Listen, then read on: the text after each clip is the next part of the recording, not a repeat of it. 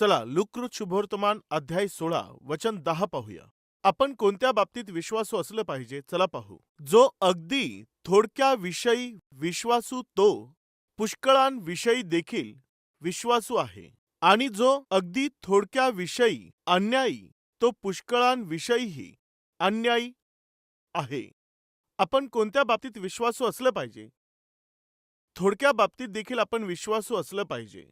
प्रियांनो, मी बऱ्याच काळापर्यंत हैदराबाद शहरामध्ये बसने प्रवास केला. तुम्ही देखील बसने प्रवास करत असाल. कधी 10 रुपयाचं तिकीट आपण घेत असतो. 10 रुपयांचं तिकीट कंडक्टरकडून घेतल्यानंतर कधी कधी ते सुट्टे नाहीत असं तिकिटावर लिहून देतात. काय अजूनही तसंच चालू आहे ना? तिकीटवर असं ते लिहायचे, तिकिटाची किंमत 8.50 रुपये असेल तर 1.50 रुपये परत मिळाले पाहिजे. व आपल्या बसबद्दल ठाऊक आहे ना, 60 लोकांची कॅपॅसिटी असेल तर 200 लोक त्यात प्रवास करतात. सो कधी कधी कंडक्टर आपल्यापासून तिकीट घेऊन जर मागे गेला तर पुन्हा पुढे येण्यासाठी त्याला 1 तास तरी लागत असतो, आणि मग तेवढ्यात आपला जर स्टॉप आला तर आपल्याला खाली उतरावं लागतं. मग 1.50 रुपये ते गेले. सो अशा प्रकारे अनेकदा आपण मिस होत असतो. आता काही कंडक्टर काय करतात माहित आहे? पैसे सुट्टे नाहीत म्हणून नाही, तो त्यांच्यासाठी एक बिझनेस बनलेला आहे. ते कधी कधी त्यांच्या कमाईचं साधन बनलेलं आहे. ते तिकिटावर लगेचच सुट्टे नाहीत म्हणून लिहून देतात, आणि तुमच्याकडे पैसे परत घेण्यासाठी वेळ नसतो, म्हणून तुम्ही घाईने उतरून जाता. मग अशा प्रकारे 100 किंवा 200 लोकांनी 1-1 रुपया प्रत्येक दिवशी सोडले तर प्रत्येक दिवशी त्या व्यक्तीला 300 रुपयांची तरी कमाई होत असेल, अनेकदा 500 रुपयांची तरी होते. सर्व जर जोडले तर 1-1 रुपया 2-2 रुपये करून जवळपास किती होतात माहिती? महिन्याला 10 ते 15 हजार रुपये होतात. अशा प्रकारे कमाई करणारे बरेचसे लोक आहेत. एके दिवशी एक कंडक्टर, ती बस तर रिकामी होती. बस रिकामी असेल तर तुम्ही पाहता की कंडक्टर आपल्याजवळ बसतो. ती सीट रिकामी होती तर तो कंडक्टर शेजारी बसला व त्याने एका मुलाला विचारलं, तू कोठे राहतोस, तू काय करतोस? त्या मुलाने त्याला त्याची माहिती दिली. ठीक आहे, जर तुझ्याकडे वेळ असेल तर तू रविवारी अमुक एका चर्चमध्ये ये, म्हणजे तुझ्या जीवनामध्ये तुला शांती प्राप्त होईल व या पृथ्वीवर तू प्रामाणिकपणे जीवन जगशील. निश्चित तू जर जमेल तर देवाच्या मंदिरात ये. त्याला आमंत्रण दिलं. त्याला आश्चर्य वाटलं की हा तिकीट कलेक्टर त्याचं काम करण्याच्या ऐवजी त्याच्या विश्वासाबद्दल तो बोलत होता. चला ठीक आहे. त्यानंतर आणखी एका दिवशी जेव्हा तो प्रवास करत होता तेव्हा घाईघाईमध्ये तो एकीकडे पाहत असताना तिकिटाचे पैसे दिले व सुट्टे पैसे घेतले. तिकीट 8.50 रुपये होतं, परंतु परत 1 रुपया मिळाला. 50 पैसे बाकी राहिले. अशा प्रकारे 50 पैसे बाकी राहिल्यावर तो कंडक्टर पुढे गेल्यावर त्याला काहीतरी आठवलं. तिकीट तर 8.50 रुपये आहे ना, मी 1 रुपयाच परत का दिला? 50 पैसे राहिले आहेत. जो तिकीट देत पुढे गेला होता तो कंडक्टर पुन्हा मागे आला व मागे येऊन तो म्हणाला, ऐक, 50 पैसे मी विसरलो, हे घे, असं बोलून तो निघून गेला. त्यानंतर एकदा कंडक्टर चर्चच्या दिवसामध्ये जेव्हा देवाची आराधना करण्यासाठी चर्चमध्ये आला तेव्हा त्याच चर्चमध्ये हा मुलगा देखील आला व तोही आराधनेत सहभागी झाला. त्या उपासनेत सहभाग घेतल्यानंतर या कंडक्टरला भेटण्याची संधी त्याला मिळाली. कंडक्टरला खूप आनंद वाटला. अरे, तू आलास का? खूप आनंद वाटला. तू येणार नाहीस असं वाटलं. असं म्हटल्यावर तो मुलगा बोलला, मी येणार तर नव्हतो. तर मग तू कसा आलास? ते 50 पैसे मला घेऊन आले. 50 पैसे तुला घेऊन आले म्हणजे काय आहे? तुम्हाला एक गोष्ट ठाऊक नाही. मी अनेक वर्षांपासून याच मार्गाने प्रवास करत आहे. कितीतरी वेळा तिकीटच्या सुट्ट्या पैशांच्या बाबतीत अनेक लोकांनी फसवलेलं आहे मी पाहिलं. परंतु जेव्हा मी तुम्हाला पाहिलं, प्रत्येकाचे सुट्टे पैसे तुम्ही परत दिले. एक दिवस तुम्ही माझ्या शेजारी बसले तेव्हा तुम्ही मला चर्चमध्ये आमंत्रण केलं. तुम्ही बोलावल्यावर मी विचार केला, हे जर एवढे खरे व विश्वासू व्यक्ती आहेत तर त्यांचा ज्यावर विश्वास आहे तोही विश्वासू असाच देव असेल. त्यामुळे मला येऊ वाटलं. एकदा मी तुम्हाला तपासलं देखील. 50 पैसे कमी दिले होते. तुम्ही काय कराल ते मी पाहिलं. तुम्ही पुढे तर गेला होता, पण परत येऊन तुम्ही 50 पैसे मला परत दिले. तेव्हा माझ्या लक्षात आलं, तुम्ही एवढ्या छोट्या बाबतीमध्ये विश्वासू आहात तर तुमचा परमेश्वर देखील विश्वासू असेल. हे वचन ऐकत असणाऱ्या भाऊ आणि बहिणींनो, मी विचारत आहे, काय आपण थोडक्या बाबतीतही विश्वासू आहोत का? कित्येकदा आपण सुट्टे पैसे देण्याच्या बाबतीमध्ये चुकी करतो. 1 रुपया तर आहे ना, 2च रुपये आहेत, 10 रुपये तर आहे ना, केवळ 100च आहेत, असा विचार तुम्ही करता. परंतु कृपया लक्ष द्या, परमेश्वराच्या नजरेमध्ये पाप मोठं असो किंवा मग पाप छोटं असो, देवाच्या नजरेमध्ये पाप छोटं किंवा मोठं असेल तरी ते पापच आहे. एक गोष्ट मी तुम्हाला विचारतो, स्पूनमध्ये घेतलेलं विष जास्त पॉवरफुल असतं किंवा जे बाटलीमध्ये असलेलं विष आहे ते पॉवरफुल आहे? किंवा मग हां, बॅरलमध्ये ठेवलेलं जे विष आहे ते पॉवरफुल आहे? सांगा. स्पूनमध्ये घेतलेलं विष पॉवरफुल आहे किंवा मग बाटलीमध्ये ठेवलेलं विष पॉवरफुल आहे किंवा जे बॅरलमध्ये आहे ते विष पॉवरफुल आहे? तुम्ही काय म्हणाल? विष भले स्पूनमध्ये असो, बकेटमध्ये असो किंवा बॅरलमध्ये असो, विष हे विषच आहे. तुम्ही 10 रुपयांच्या बाबतीत चूक केली, 100 रुपयांच्या बाबतीत चूक केली, 1000 रुपयांच्या बाबतीत चूक केली, चूक ही चूकच आहे. फसवणूक ही फसवणूकच आहे. इंग्लिशमध्ये सुंदर वाक्य आहे. ते काय माहीत आहे? Evil is evil at every level. काय आहे? Evil is evil at every level. धोका हा धोका आहे, तो कोणत्याही स्तरामध्ये असेल. तुम्ही 10 रुपयांचा फसवणूक कराल, 20 रुपयांची कराल किंवा 50 रुपयांच्या बाबतीत फसवणूक कराल, 5,000 किंवा 50,000ची फसवणूक कराल, फसवणूक ही फसवणूक आहे. आपला देव जर विश्वासू आहे तर त्याची उपासना करणारे आपण प्रत्येक बाबतीमध्ये विश्वासू राहायचं आहे. हीच देवाची इच्छा आहे. तुम्ही घरांमध्ये काम करणारे व्यक्ती असाल, लहानशा शॉपमध्ये काम करणारे व्यक्ती असाल, तुम्ही एखादे लिफ्ट बॉय असाल, हॉटेलमधील वेटर असाल किंवा मोठ्या कंपनीचे ऑफिसर तुम्ही असाल, तुम्ही कोणीही असाल, तुम्हाला दिलेल्या जबाबदारी आणि कामाच्या बाबतीत तुम्ही खरेपणाने जगायचं आहे. जो थोडक्याविषयी विश्वासू असतो तो अधिकांबाबतीत विश्वासू राहतो. देवाने कल्वरी टेम्पलची स्थापना करण्यासाठी 2005 मध्ये मला सांगितलं. देवाच्या सांगण्याप्रमाणे 25 लोकांना घेऊन कल्वरी टेम्पलची मी स्थापना केली. 1999 पासून 2005 पर्यंत मी अनेकदा अमेरिकेमध्ये गेलो, अनेकदा इंग्लंडमध्ये गेलो, अनेकदा मी परदेशातून मला बोलावणं आलं तेव्हा जाऊन वचनाची सेवा केली. आणि तसंच कित्येकदा आपल्या या राज्यामध्ये अनेक मीटिंगमध्ये गेलो. तुम्हाला माहीत असेल की नाही, माझ्या लग्नानंतर सुरुवातीचे 40 दिवस मी मीटिंग्समध्येच होतो. मी माझ्यासोबत पत्नीलाही घेऊन गेलो. लग्न झालं त्याच सायंकाळी प्रवासाला सुरुवात झाली. अशा प्रकारे सुरुवातीचे 40 दिवस मी प्रवासच करत राहिलो. तेव्हा माझं नवीनच लग्न झालं होतं. तेव्हाही मी देवाचं वचन गाजवत मीटिंगमध्ये फिरत राहिलो व त्याचबरोबर परदेशातून अनेकशे आमंत्रण आले. मी तिथेही येत जात राहिलो. पण 2005 मध्ये देवाने मला सांगितलं, तू मंडळीची स्थापना कर. जेव्हा देवाने मंडळीची स्थापना करण्यासाठी सांगितलं, साधारणपणे कोणीही मीटिंग ठेवत होतं तेव्हा शुक्रवार, शनिवार आणि रविवार मीटिंग असायची. का म्हटलं तर शुक्रवार, शनिवार, रविवार असेल तर शेवटचा दिवस रविवार आहे, त्यामुळे अधिक पब्लिक रविवारच्या दिवशी एकत्रित येत असायची.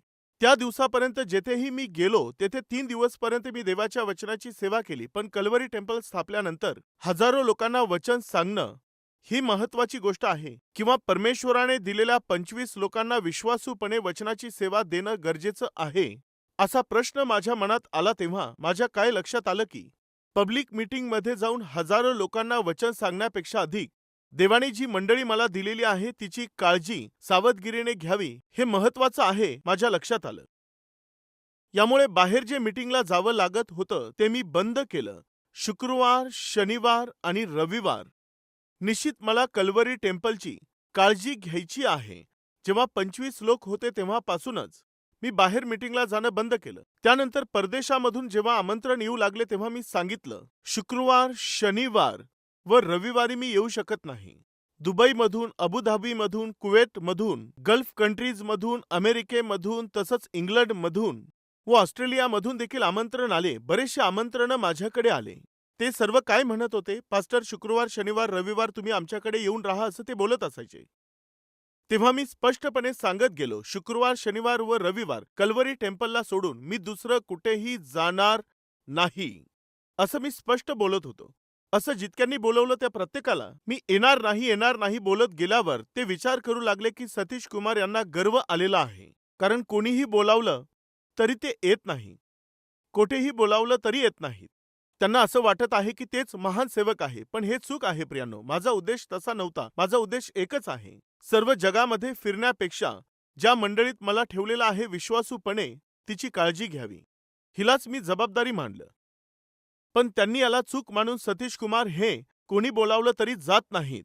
कितीही विनंती केली तरी देखील येत नाहीत. स्पष्टपणे सांगतात की मी येणार नाही, मी येऊ शकत नाही, स्पष्टपणे बोलतात. हे काय आहे?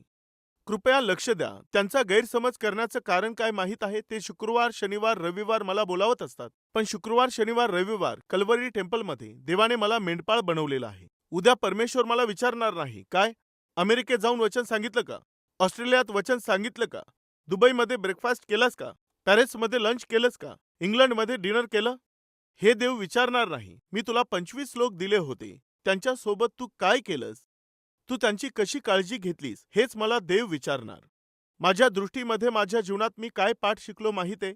परमेश्वराची जी इच्छा आहे ती छोटी जरी दिसत असली तरी तिच्यासोबत बांधील असं राहणंच आशीर्वादांचं कारण आहे, हे मी समजून घेतलं. यामुळे 25 लोक होते तेव्हापासून मी कधीही रविवारी वचन सांगण्यासाठी दुसरीकडे कधीच गेलो नाही. 2005 पासून 2007 पर्यंत मध्ये जर या देशातून त्या देशातून बोलावलं तर सोमवार मंगळवारी जाऊन मी परत येत होतो. तुम्हाला माहित आहे की नाही? 2007 नंतर आता दुसऱ्या देशात जाणं देखील जवळपास मी सोडलं आहे. अमेरिका, इंग्लंड किंवा आणखी परदेशात मी कोठे जाऊ शकलो नाही. 2007 पासून 2015 पर्यंत माझं लक्ष, माझी आशा, माझं ओझं पूर्णपणे मी कल्वरी टेम्पलसाठीच बाळगलेलं आहे. ही कधीची गोष्ट आहे? जेव्हा 25 लोक होते. जेव्हा 25 लोक होते, मंडळी अगदी छोटीशी होती. त्या छोट्याशा मंडळीला हीच एक मोठी मंडळी आहे समजून मी वचनाची सेवा केली.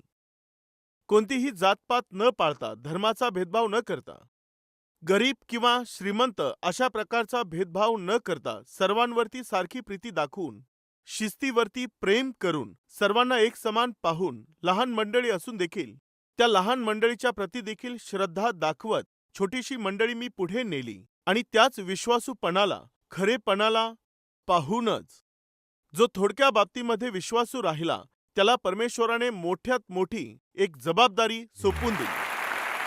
प्रियांनो, या गोष्टी मी तुम्हाला का सांगत आहे माहीत आहे? जेव्हा 25 लोक होते तेव्हाही अतिशय श्रद्धेने मी त्यांचं वचनाने पोषण केलं. तेव्हा देवाने त्या छोट्याशा मंडळीचं काय केलं माहीत आहे? आज संपूर्ण जगामध्ये एक मोठी मंडळी म्हणून तिला आशीर्वाद दिला. जेव्हा 25 लोक होते, कोणीही मला अर्पण देण्याचा प्रयत्न केला तर मी ते घेतलं नाही. 1,50,000पेक्षा अधिक संख्या झाली तेव्हाही अनेक लोकांनी मला भेटून मला अर्पण देण्याचा प्रयत्न केला, परंतु तरीही मी घेतलं नाही. त्या काळात अतिशय गरजेमध्ये मी होतो. जेव्हा 25 लोक होते, अतिशय आर्थिक अडचणीमधून मी गेलो. खूप समस्यांचा मी सामना केला, पण तरीही मी पैशांसाठी सेवा केली नाही. मी प्रत्येक पैसा अतिशय जपून वापरून देवाची सेवा केली. थोडक्या बाबतीत विश्वासू राहिलो. यामुळे आज देवाने काय केलं? आमच्या या सेवेला एवढं अधिक जास्त प्रमाणात आशीर्वाद दिला. एक दिवस एक अनोळखी व्यक्ती माझ्याकडे आला. माझी विशेष भेट घेण्यासाठी 7 वर्षांपूर्वी तो आला होता. तेव्हा मी अतिशय अडचणीतून आणि समस्येतून चाललो होतो. आर्थिक अडचणी बऱ्याचशा आलेल्या होत्या. तेव्हा ही व्यक्ती भेटण्यास आली. त्या काळात दररोज भेटीची वेळ ठरलेली होती. त्या व्यक्तीने शेवटचं टोकन घेतलं. सर्व जाईपर्यंत त्याने वेट केलं व नंतर माझ्याकडे आलं. तो म्हणाला, मला तुमच्याशी पर्सनल बोलायचं आहे. मी म्हटलं, काय बोलायचं आहे? काही नाही, तुम्ही जी सेवा करत आहात मी बऱ्याच काळापासून लक्ष देत आहे. मी तुमच्यासाठी आज विशेष असं अर्पण आणलेलं आहे. तुम्हाला देण्यासाठी मी एक विशेष दान आणलेलं आहे. तेव्हा मी म्हटलं, मला तुम्ही क्षमा करा. मी कल्वरी टेम्पलमध्ये एक नियम बनवलेला आहे. तो नियम म्हणजे असा आहे की सेवक म्हणून मी कोणाकडूनही दान घेत नाही. हे चांगलं आहे. नाही घेत म्हणजे काय? पब्लिक समोर तुम्ही घेऊ नका. तुम्ही गुप्तपणे घेऊ शकता. मी 1 रुपया 2 रुपये नाही, लाखो रुपये आणलेले आहेत. कृपया तुम्ही घ्या. कृपया मला क्षमा करा. तुम्ही 1 रुपया दिला तरी मी घेणार नाही. 10 लाख दिले तरी घेणार नाही. पण का? ह्याची सवय मला नाही. सुरुवातीपासून मी पैशासाठी कधीच सेवा केलेली नाही. 21व्या वर्षात मला कॅनडामध्ये नोकरी मिळाली. सिंगापूर, मलेशिया येथे नोकरीची संधी मिळाली. लाखो रुपये कमावण्याची नोकरीची संधी मला मिळाली. त्या काळामध्ये जेव्हा मला असं वाटलं की नोकरी मी ती करावी, तेव्हा परमेश्वर माझ्याशी बोलला. लाखो करोडो रुपये कमावण्यापेक्षा लाखो आत्मे कमावणं हे चांगलं आहे. ही जबाबदारी मी तुझ्या जीवनावरती देव केलेली आहे. देव माझ्याशी हे बोलला, यामुळे मी देवाचं ऐकून पैशांचा लोभ न धरता मी सेवेत आलो आहे. ते पैसे आजही माझ्यासाठी अजिबात प्रिय नाहीयेत. मग काही वेळ गेल्यानंतर शेवटी मी त्यांना म्हटलो, ठीक आहे, तुम्हाला काही द्यायची इच्छा आहे तर तेथे दानपेटी आहे, त्यामध्ये टाकून जा, असं मी म्हटलो. त्यानंतर म्हटलं, तुमच्यासाठी प्रार्थना करतो. तेव्हा तो म्हणाला, नाही पास्टर, मला तुमच्याशी बोलायचं आहे. काय बोलायचं आहे? सर्वात प्रथम तुम्ही मला क्षमा करा. हे काय? क्षमा का करायची? तेव्हा तो बोलू लागला, मी सीबीआय डिपार्टमेंट कडून आलेलो आहे. तुम्ही कशी सेवा करत आहात? तुमची सेवा काय आहे? तुमचा स्वभाव काय आहे? टीव्हीवर तुमच्या मंडळीची एवढी सर्व गर्दी पाहून तुमचा स्वभाव खरंच कसा आहे ते पाहण्यासाठी मी येथे आलो. खरं तर मी तुम्हाला पारखण्यासाठीच आलो.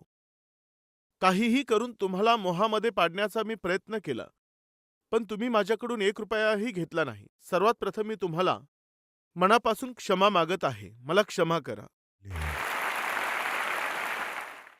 त्यानंतर त्यांनी मला त्यांचे कार्ड देऊन म्हटलं, कधीही तुम्हाला मदतीची जर गरज भासली तर मला कॉल करा.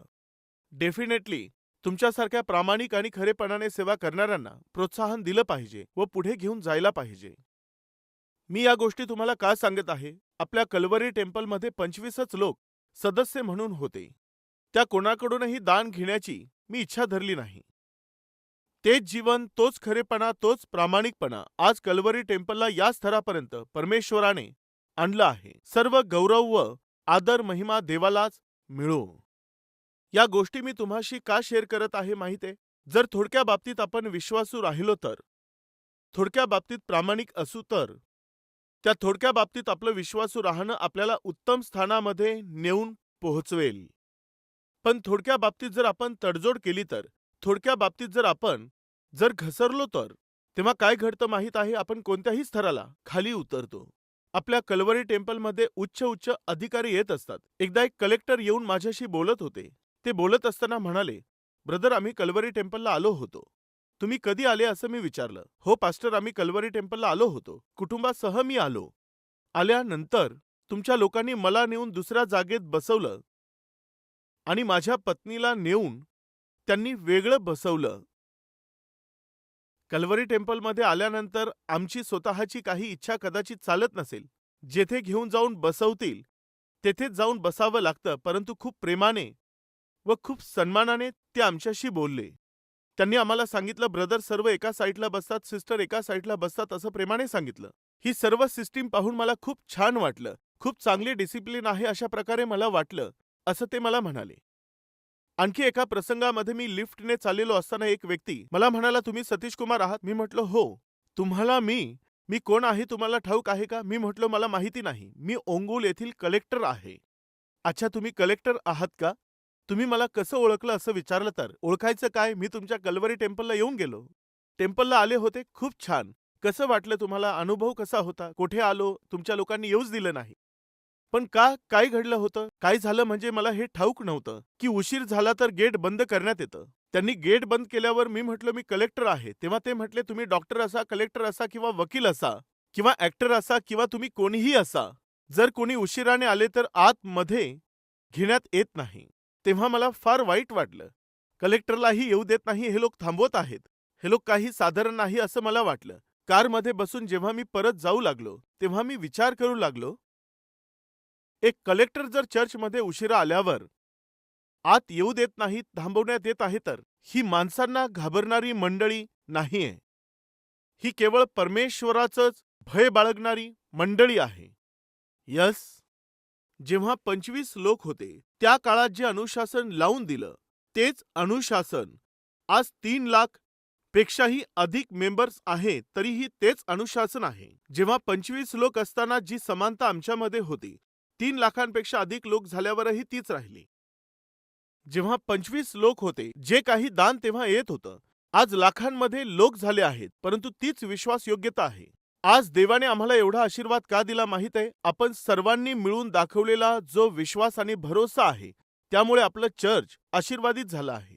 प्रिय भावांनो आणि बहिणींनो, थोडक्या बाबतीत जर आपण विश्वासू राहिलो तर आज परमेश्वर आम्हाला अधिकामध्ये उंच करेल. कृपया ऐका. आज जेथे तुम्ही काम करत आहात, प्रामाणिकपणे काम करत जा, खरेपणाने काम करा. आज कल्वरी टेम्पलला देवाने एवढं आशीर्वादित का केलं माहीत आहे? जेव्हा 25 लोक होते, त्या काळामध्ये जो स्वभाव होता आणि जशी समानता येथे ठेवलेली होती व जसं अनुशासन होतं, जसं पैशाच्या बाबतीमध्ये विश्वासूपणा दाखवून सेवेकार्याला सुरुवात केली, 20 वर्षानंतर आज आपली मंडळी सर्व जगातील मोठी मंडळी म्हणून म्हणविण्यात येत आहे. तेव्हाही तशीच समानता, तसाच विश्वासूपणा, तोच पारदर्शकपणा आणि तेच महत्त्वपूर्ण डिसिप्लिन या ठिकाणी आहे. व तसंच प्रत्येक वर्षाला कल्वरी टेम्पलला किती पैसे खर्च करण्यात येत आहे, कल्वरी टेम्पलमध्ये किती ऑफरिंग जमा झालेलं आहे. प्रत्येक वर्षी आम्ही इन्कम टॅक्स डिपार्टमेंटला निश्चितपणे त्याचा हिशोब सोपवून देतो. अशी अद्भुत आपली मंडळी आहे. आपल्या कल्वरी टेम्पलच्या सेवेचे बँकेमधील असणारे जे प्रत्येक अकाउंट्स आहेत, ते सर्व अकाउंट्स, प्रत्येक पैसा इन्कम टॅक्समध्ये आम्ही सबमिट करत असतो. एवढे दान आम्हाला मिळालेले आहेत, एवढी जमीन आम्ही खरेदी केली आहे व हा खर्च लागलेला आहे. सेवेकार्याला हा खर्च झाला आहे. पूर्णपणे प्रत्येक वर्षी इन्कम टॅक्स डिपार्टमेंटला हिशोब देणारी अशी ही अद्भुत अशी मंडळी आहे. प्रियांनो ऐका, मी विचारत आहे, मंडळी, सेवा कार्य आणि संस्था बऱ्याचशा आहेत, पण किती अशा संस्था इन्कम टॅक्स डिपार्टमेंटला हिशोब देत आहेत? किती लोक इन्कम टॅक्सला हिशोब देत आहेत? एकदा जरा विचार करा. 2009 पासून 2025 एवढे वर्ष झाले. 2006, 7 किंवा 8 तेव्हा एवढी मोठी मंडळी नव्हती, पण त्या दिवसापासून आजपर्यंत प्रत्येक वर्षी इन्कम टॅक्सला आपण हिशोब देत आलेलो आहोत. वेळच्या वेळेला येऊन ते आपल्या मंडळीचे सेवा कार्य तपासत असतात, पाहत असतात. व एवढंच नाही, त्यांनी आपलं हे सेवा कार्य पाहून अतिशय आनंदी झाले व परमेश्वराला त्यांनी गौरव दिलं. आज हा संदेश ऐकणाऱ्या भाऊ आणि बहिणींनो, तुम्ही तुमच्या जीवनात प्रामाणिकपणे आणि खरेपणाने जगा. त्याने तुम्ही व तुमचं कुटुंब उच्च स्थितीत व अद्भुत अशा परिस्थितीमध्ये जाईल. का माहितीये? कारण आपला देव खरा आहे, तो विश्वसनीय आहे. मग आपण जे त्या देवाचे लोक आहोत, त्या देवाच्या इच्छेप्रमाणे जगावे अशी कृपा परमेश्वर आम्हातील सर्वांना देव. चला प्रार्थना करू.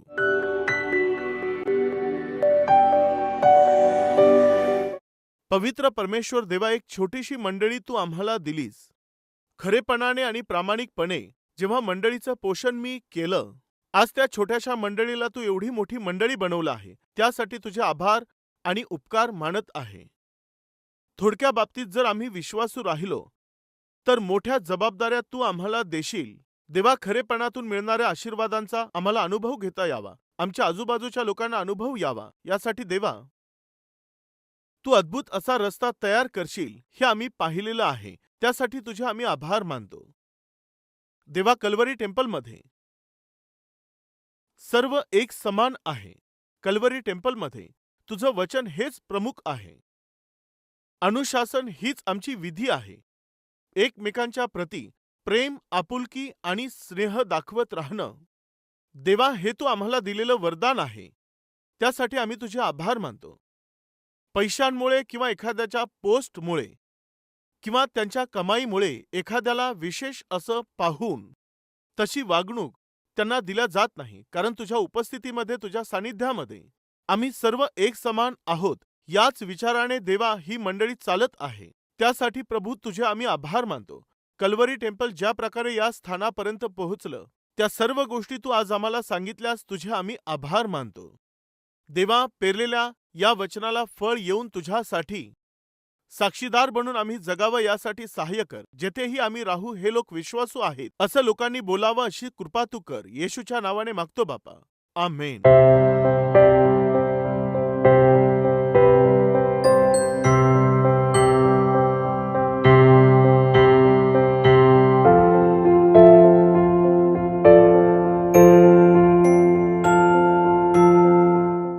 आमचा पत्ता Calvary, post box number 30, Kukatpally, Hyderabad 72.